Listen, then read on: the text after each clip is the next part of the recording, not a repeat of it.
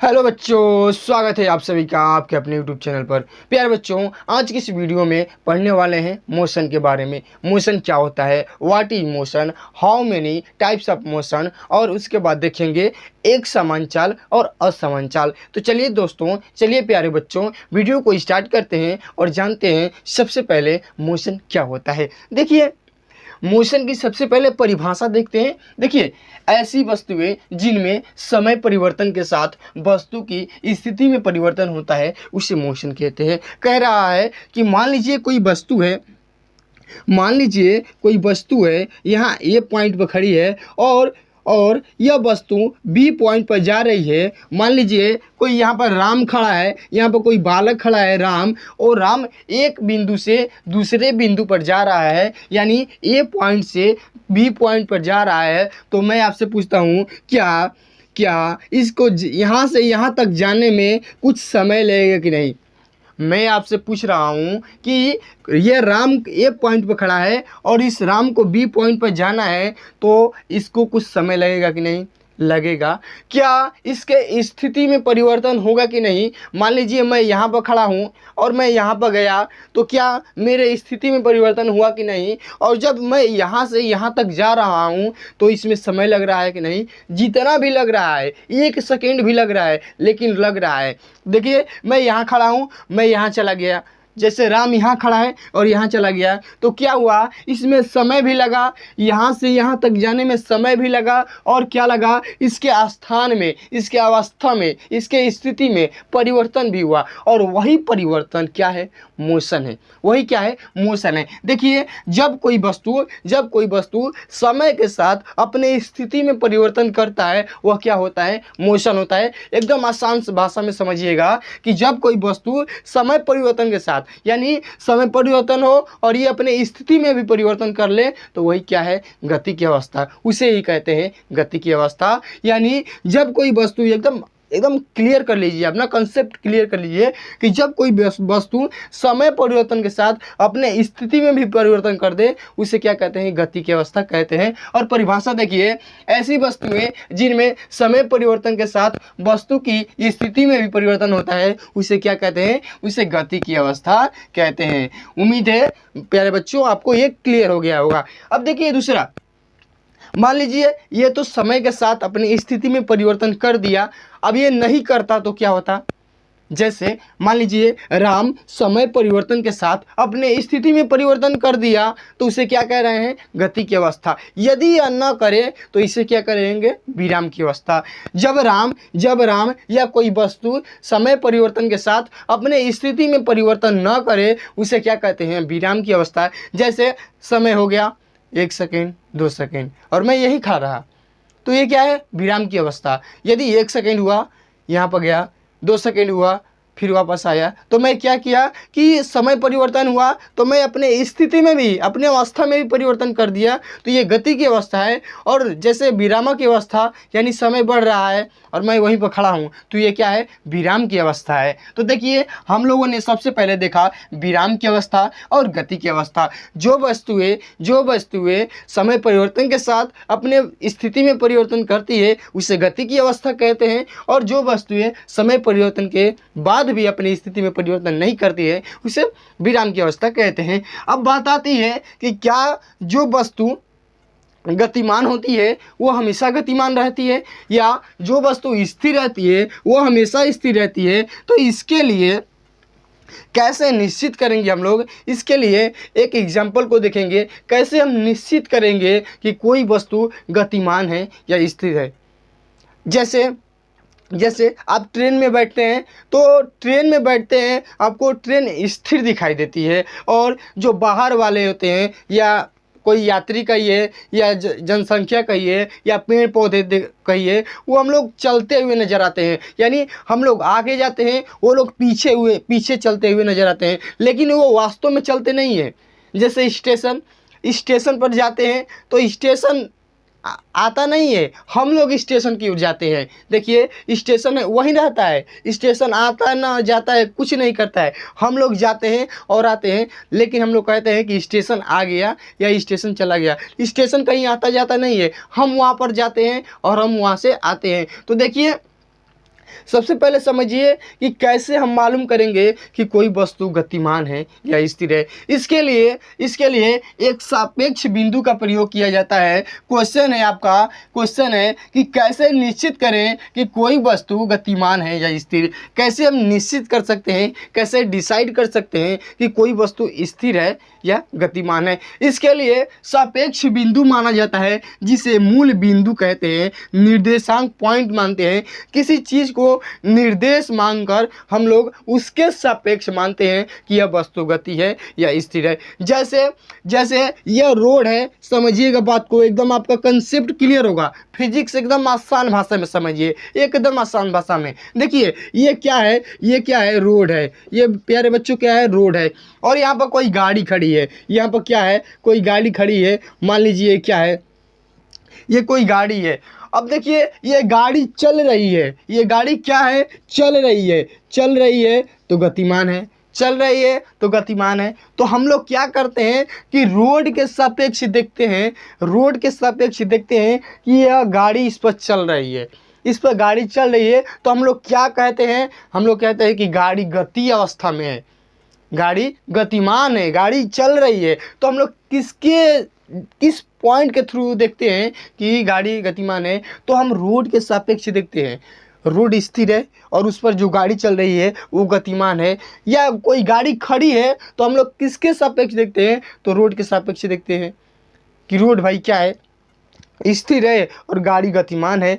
तो किसी चीज़ को, किसी वस्तु को कैसे डिसाइड किया जा सकता है कि वह गतिमान है या स्थिर है, तो उसके लिए सापेक्ष, यानी किसी चीज़ को सापेक्ष मानकर, उसके सापेक्ष मानकर या उसको मूल बिंदु मानकर या निर्देशांक पॉइंट मानकर हम लोग डिसाइड करते हैं कि वह वस्तु गतिमान है या स्थिर है। जैसे मैंने कहा कि कोई गाड़ी चल रही है रोड पर, तो हम लोग रोड के सापेक्ष मानकर उस गाड़ी को देखते हैं कि रोड के सापेक्ष ये गाड़ी गतिमान है या स्थिर है। यदि वह स्थिर रहती है तो हम लोग कहते हैं कि ये अपने विरामावस्था में है। यदि रोड के सापेक्ष वह गतिमान है तो हम लोग कहते हैं यह गति की अवस्था में है।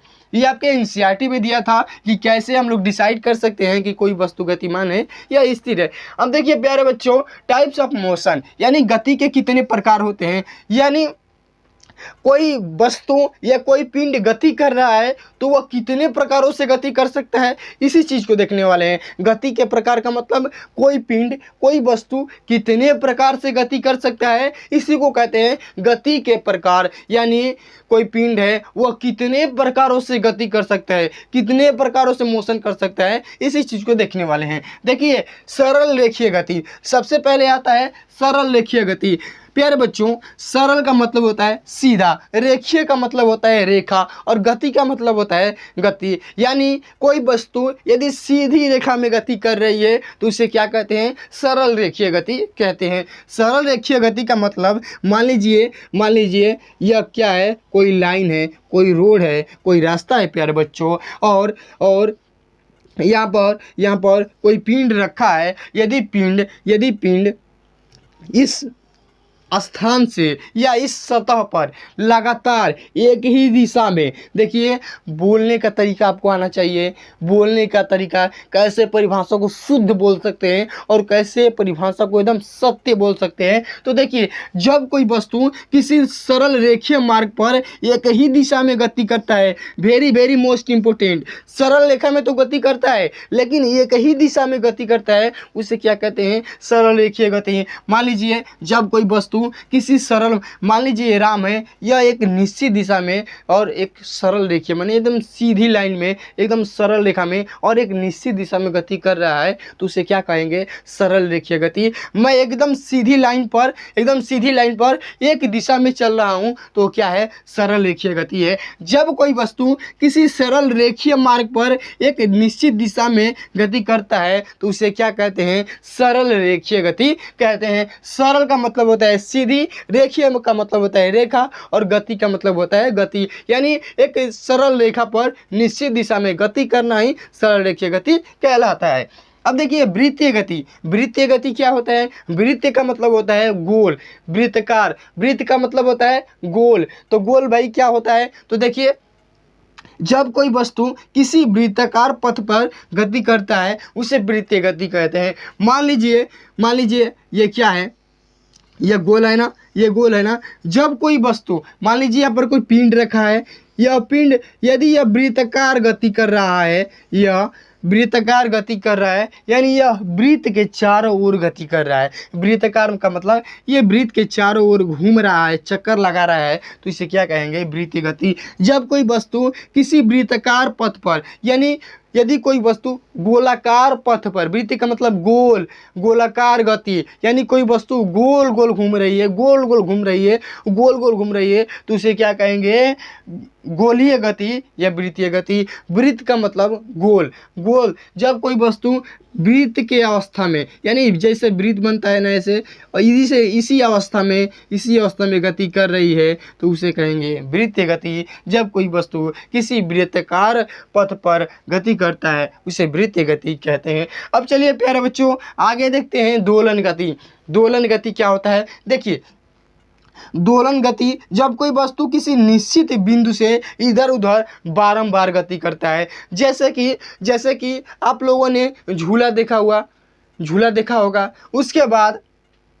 उसके बाद आप लोगों ने घड़ी की पेंडुलम को देखा होगा। वो क्या करता है कि एक निश्चित बिंदु से क्या करता है कि इधर जाता है और इधर जाता है, लेकिन एक बार जाता है दोस्तों कि बार बार जाता है, तो आप कहोगे कि बार बार घड़ी जाती है, क्योंकि परिभाषा कह रहा है कि जब कोई पिंड एक बिंदु से इधर उधर अपने दाएं और बाएं लगातार गति करता है, उसे क्या कहते हैं, उसे कहते हैं दोलन गति। जब कोई वस्तु किसी निश्चित बिंदु से इधर उधर बारंबार गति करता है उसे क्या कहते हैं, दोलन गति। यानी एक बिंदु है और यह लगातार गति ऐसे ऐसे ऐसे ऐसे वो लगातार गति कर रहा है, यानी एक बिंदु यहाँ पर है लेकिन ये गति क्या कर रहा है, लगातार कर रहा है, वही क्या है, दोलन गति। यानी एक निश्चित बिंदु से, देखिए कह रहा है कि किसी निश्चित बिंदु से, यह निश्चित बिंदु हो गया, यह क्या हो गया, निश्चित बिंदु हो गया जो मैं पकड़ा हूँ, और यह बार बार लगातार गति कर रहा है, इसी को क्या कहते हैं, इसी को कहते हैं दोलन गति। अब देखिए एक समान चाल और असमान चाल वेरी वेरी मोस्ट इंपोर्टेंट है, इसको समझिएगा कि ये क्या होता है, क्योंकि थोड़ा सा इसमें डिफरेंस है, उसी को समझना है। देखिए एक समान चाल का मतलब होता है कि एक निश्चित समय में निश्चित दूरी तय करना, एक निश्चित समय में निश्चित दूरी तय करना क्या है, एक समान चाल है। जैसे यदि कोई पिंड समान समय अंतरालों में समान दूरियां तय करता है उसे क्या कहते हैं, एक समान चाल कहते हैं। जैसे कि यह राम, मान लीजिए यहाँ पर राम खड़ा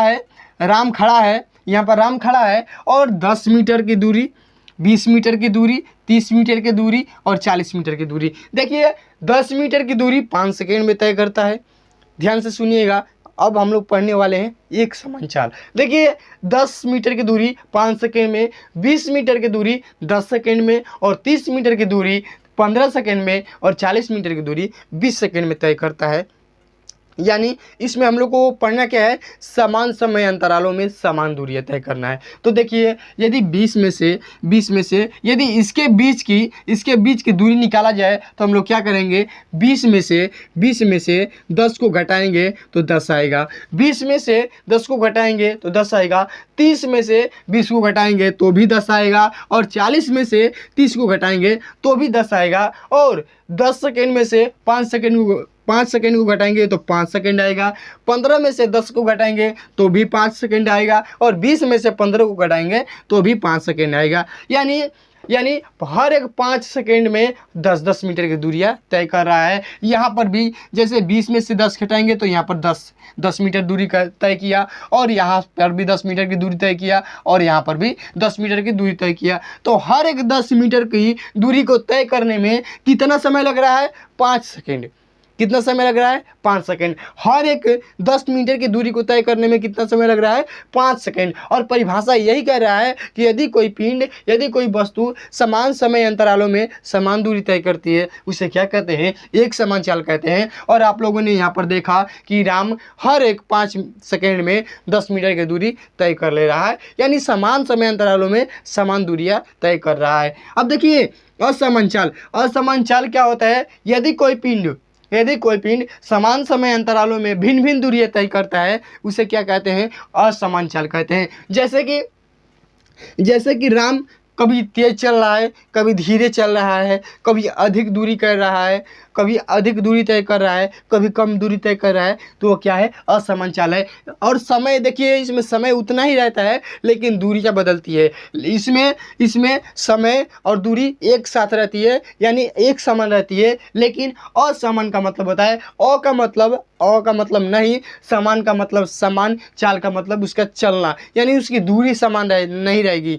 जिसमें समय के साथ दूरी समान नहीं रहती है उसे क्या कहते हैं, असमान चाल। और जिसमें एक समान, यानी समय के साथ उसकी दूरी भी, तय करने की दूरी समान रहती है, उसे क्या कहते हैं, एक समान चाल। जैसे यदि कोई पिंड समान समय अंतरालों में भिन्न भिन्न दूरियां तय करती है, उसे क्या कहते हैं, असमान चाल। यदि इसकी बात किया जाए तो मान लीजिए यहाँ पर 10 मीटर है, 10 मीटर ठीक है, यहाँ पर 13 मीटर हो जाएगा, यहाँ पर कितना हो जाएगा, 13 मीटर हो जाएगा, यहाँ पर कितना हो जाएगा, 18 मिनट हो जाएगा, यहाँ पर कितना होगा, 24 मीटर हो जाएगा। तो इसमें क्या है, समय हर एक समय फिक्स है कि 5 सेकंड में, लेकिन यहाँ पर 5 सेकंड में 10 मीटर तय कर रहा है, 10 सेकंड में 13 जा रहा है, यानी इसमें 5 सेकंड में 3 मीटर की दूरी तय कर रहा है, और इसमें 5 सेकंड में 8 मीटर की दूरी तय कर रहा है, और इसमें 24 है तो इसमें 4 मीटर की दूरी तय कर रहा है। यानी समय फिक्स है, हर एक 5 सेकंड में